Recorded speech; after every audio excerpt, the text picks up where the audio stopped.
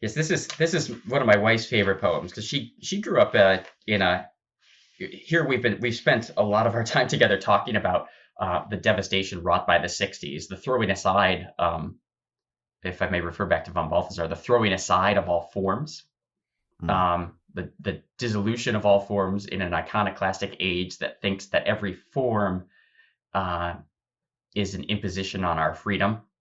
Um, and my wife grew up in you might say, in an environment that was a thoroughgoing victim of this, and all her life she was crying out for the dignity of forms to be restored, the dignity of manners to be restored.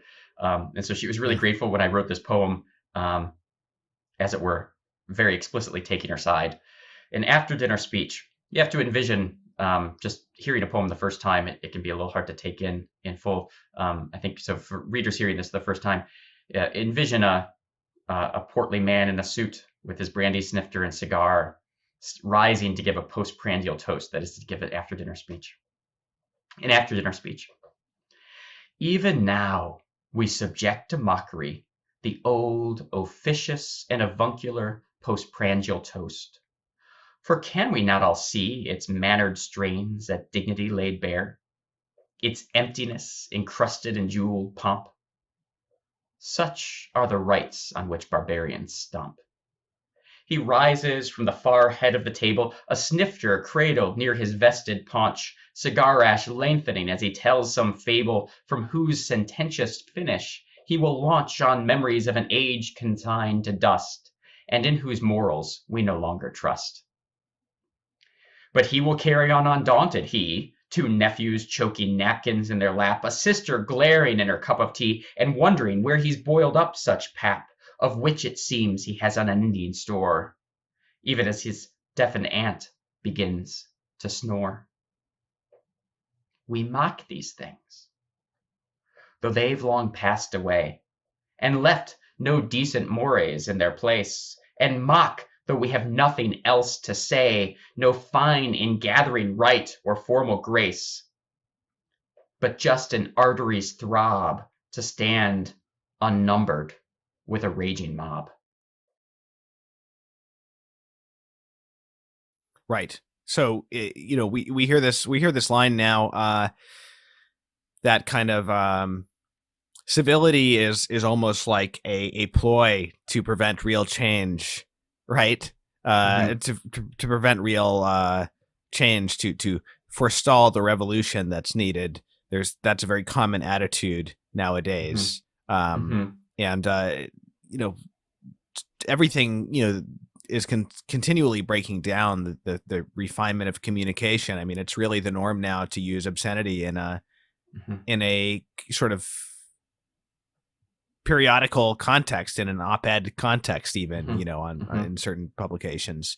um so that On the other hand, though, we all know the kind of the guy who goes to a young man who goes to a conservative university or college, and comes out, and he's always wearing bow ties, and quoting Eliot and Yes. Burke at you, and it's all sort of fake and phony. Yeah. How do you the problem with restoring these kind of refinements, and I think admittedly in the poem you get the impression this guy genuinely is kind of a blowhard, Mm-hmm. Mm-hmm. and yet there's something to what he's doing. Mm-hmm. The problem with trying to restore these refinements, these and not just refinements, but sort of like aspects of higher culture, is how do you do it without it being an affectation? How do you do it without it being kind of a Mm-hmm. fakery, kind of like a man trying to be a man living outside of his time? Yes. How do you become cultured, if you're not actually a participant in a culture? It, uh, Right, right. we That's a great way of putting it. we this is a problem that besets us from so many places. Uh, People who use phrases like cultural appropriation are so far from knowing what they're talking about that it's you don't really want to give them even enough of a hearing to try to understand what they're saying. But listen to the Mm. deep misunderstanding of that phrase, cultural appropriation, as if a culture were um, so much property that you own. Mm. First of all, I always find that funny because uh, all these postmodern, whatever you call them, woke communistic intersectional. Gosh, we could list off all these silly words that describe Mm. these people. Uh, when it comes down to brass tacks, evidently they just really strongly agree with John Locke's second treatise on the nature of property. They're just classical liberals. They think of culture as property. Culture is not property. Culture, you can't have your own culture, as in I'm a culture of one.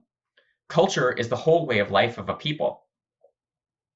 Uh, and those ways of lives, of course, are continually bumping and jostling up against each other, just as you bump and jostle against your neighbor on the train.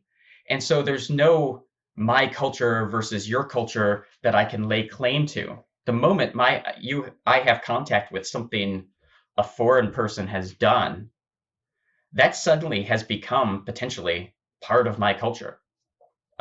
So he can't say, no, you can't have it, or you don't have my permission to use it. Um, that's all, absurd and silly. On the flip side, those of us who realize that we live in barbarous times rightly yearn for some kind of structure and order and form to be given back to us. And we have reason to yearn for that because we deserve it. Human beings are made to be in part of a culture. And so when you have a culture that's become a kind of anti-culture, which is what Philip Reef refers to ours as being, it's a culture that says there is nothing transcendent that's worthy of expression. And every culture is, in fact, the temporal or profane, as it were, expression of an a priori perception of a sacred order.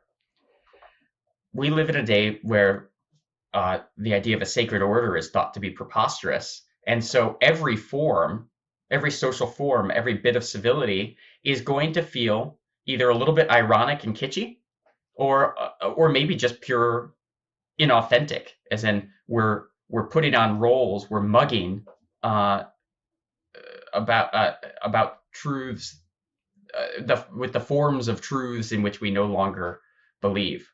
But we all know uh, that there's an order to which we ought to belong.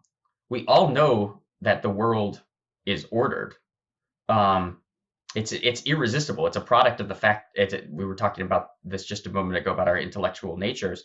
It's a product of the fact that we perceive order in everything in everything.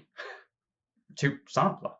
Um, you you see a rock and you know it's a rock, and nobody's going to say, "Oh, it's not really a rock," or "It's rock is just a social construct." All of these kinds of things are absurd to say.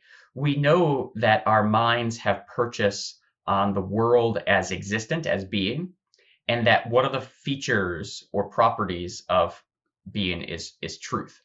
Once you acknowledge that by the very act of having the capacity to know, you're participating in an order that transcends you, you're in a position to begin building up a culture, building up a series of forms in which you can live and where you can find a place to be an inhabitant.